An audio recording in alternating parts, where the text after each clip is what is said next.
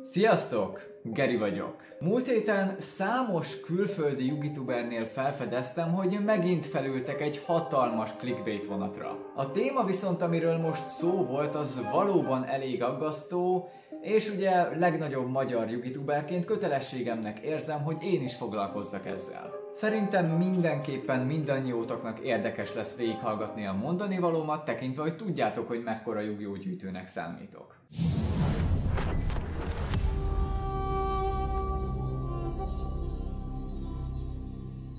Szóval, az elsődleges probléma az, hogy fennáll a lehetősége annak, hogy a fizikai, kézzel fogható Yu-Gi-Oh! Kártyák megszűnnek.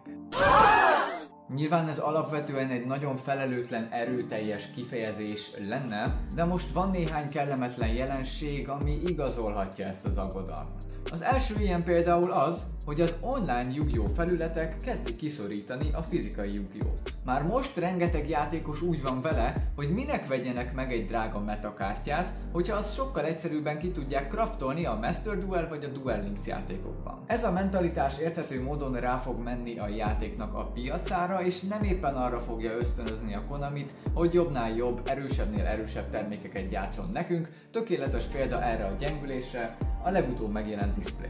Tényleg srácok, nagyon fontos, hogy ezeket a programokat a játék kiegészítőjeként kellene használni, nem pedig helyetteseként. Ezek pótkerékként kellene funkcionáljanak, nem egy új autóként, értitek? Az Edo Pro például erre tökéletes volt. Nyilván nem érhet rá mindig mindenki fizikailag játszani, és addig is tud azon gyakorolni. De a Master Duelnek és a Duel Linksnek alapvetően egy kicsit más játékstílusa van, mint ugye a valós fizikai Yu-Gi-Oh!-nak, így nagyon sok játékos például csak ezekkel játszik. Illetve nagyon sokan ugye már eleve ezt kezdték el, és nekik a rendes fizikai formatok lennének nagyon furcsák. Ami szerintem a legnagyobb bökkenő ebben a történetben, hogy nem kellene ennyire erősen díjazni és promotálni a Master Duel és Duel Links versenyeket.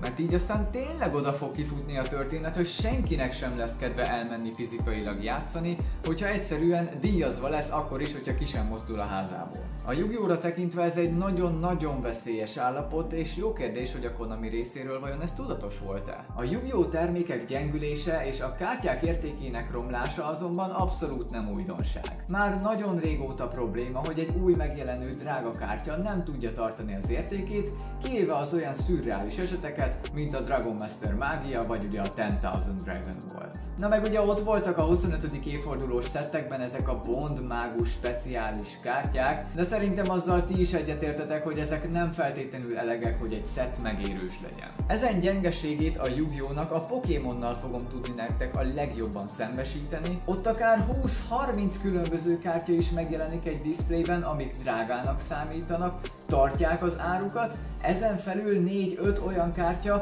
amik egymagukban annyiba kerülnek, mint a teljes display, vagy annak a többszöröse. Összességében, hogyha vesztek egy Pokémon diszplét, az sokkal hamarabb fogja visszahozni az árát, hogyha összeadjátok a kártyák értékét, mint a Yu-Gi-Oh! Esetében. A Yu-Gi-Oh!-nál a drága értékes kártyák nagyon-nagyon hamar megkapják a reprintjeiket, és ez ugye értelemszerűen azzal jár, hogy az első printnek az értéke is zuhan egy hatalmasat. Nyilván az olyan szempontból nagyon előnyös, hogy nem túl pay to win a játék, tehát nem feltétlenül kell mindig a legdrágább kártyákat megvennie az újaknak, és nyilván a reprint mindig olcsóbb lesz. Természetesen ez a pay to win állapot sem volt túl egészséges, de ettől függetlenül személyes véleményem szerint a Konami bevételének a nagyobb pillére a gyűjtőktől származik. Aztán egy kicsit a versenyekre visszatérve, több kompetitív játékos ismerősömtől is hallom, hogy ezeknek a nagy jugis eventeknek a díjazása meglehetősen siralmas.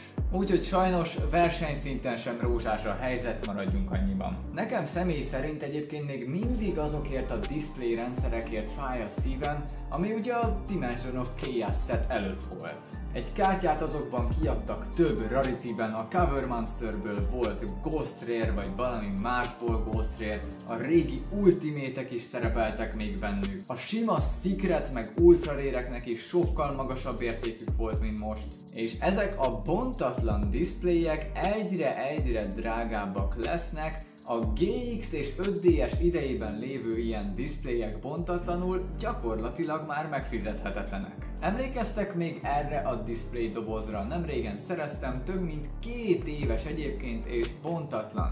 Szerintetek most mennyibe kerül? Hát megsúgom, hogy kevesebb, mint fele annyiba, mint a legújabb display szettek.